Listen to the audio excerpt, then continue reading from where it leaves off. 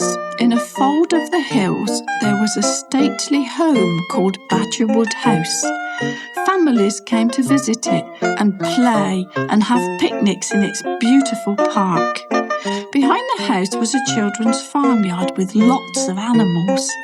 One of the animals was a piglet. His name was Piggo. Piggo and Edgar's flood. Piggo was not happy. He had been told off by his mum. She kept telling him off for getting so muddy. "Piggo," she would wail, "you are the dirtiest piglet in the whole family. There is mud all over you. What have you been doing?" It was true. He was muddy. "But it isn't my fault," he thought as he trotted along. "It's the weather." It had rained for days and days on end, and all the paths were muddy. Anyway, Piggo liked mud. He couldn't help it. He just liked mud. He was so cross that he didn't see George the gander until he was almost on top of him. George was standing in a puddle in the middle of the path. "Oh, hello, George," said Piggo, a little carefully because sometimes George could be rather bad-tempered. He was very large and had lived in the farmyard for ages. He seemed calm enough today. In fact, he seemed rather gloomy. "Hello, Piggo," he said sadly, gazing down at his large orange feet in the puddle. "What's wrong, George?" asked Piggo. "I would like a swim, Piggo, a proper swim, that's all. Not much to ask, is it?" "No," Piggo shook his head. "But why can't you have one, George? What about the pond?" "Pond?" demanded George. "I would not call it a pond. I would say it's a hole in the ground into which Clarence has put an old bath."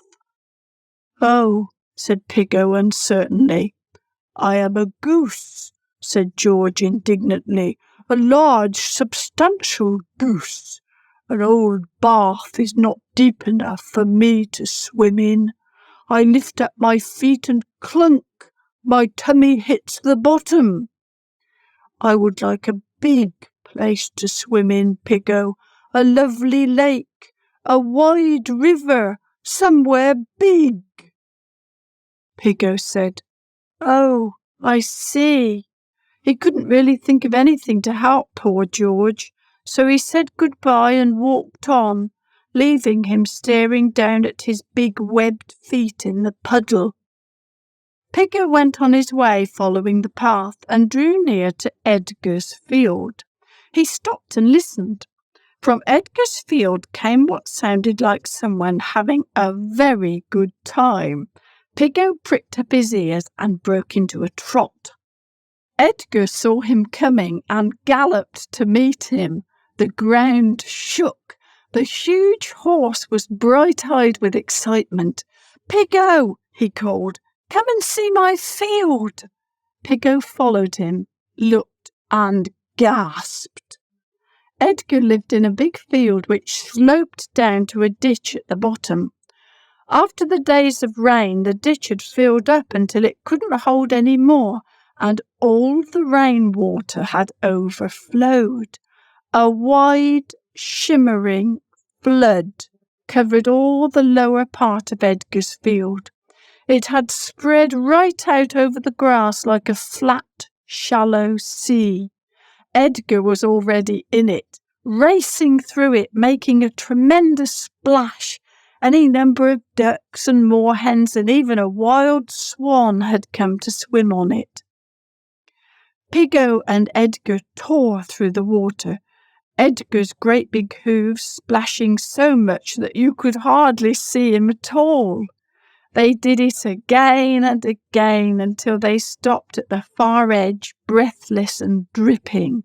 Steam rose up from Edgar's hot sides. What fun it was! Then Piggo saw the wild swan on the water. He had an idea.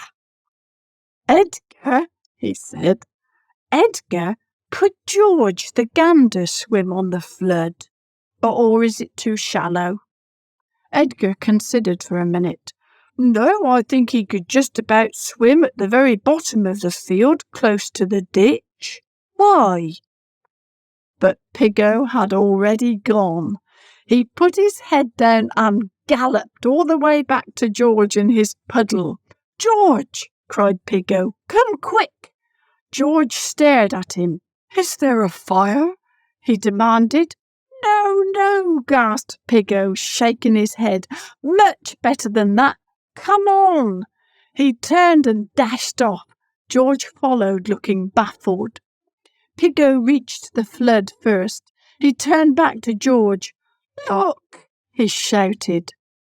George looked at the wide, shimmering water. The wind blew ripples over its silver surface, and little waves lapped round its edges. George's beak hung open in amazement. A dreamy look came into his eyes. Piggo said, Edgar thinks you'd be able to swim by the ditch, George. Where? George asked. There, Piggo said, nodding. Then George held out his wings like a great white aeroplane, leaned well forward and began to run. He ran down the hill towards the wide water he had dreamed of, and his orange feet were a blur. He crashed into the water and ran on, honking with joy, until he could tuck his feet under him and swim. His face was transported with bliss. He swam up and down in a world of his own. At last, the sun began to go down, and realizing how hungry he was, Piggo went home. It had been the best afternoon ever, splashing and racing in Edgar's flood. When he reached home, his mum looked at him in disbelief. Piggo, she gasped. Yes, Mum, he replied. Piggo, you are so clean, she breathed. Piggo looked at himself in surprise. It was true. Spending the afternoon in Edgar's flood had made him the pinkest, cleanest piglet in the whole world.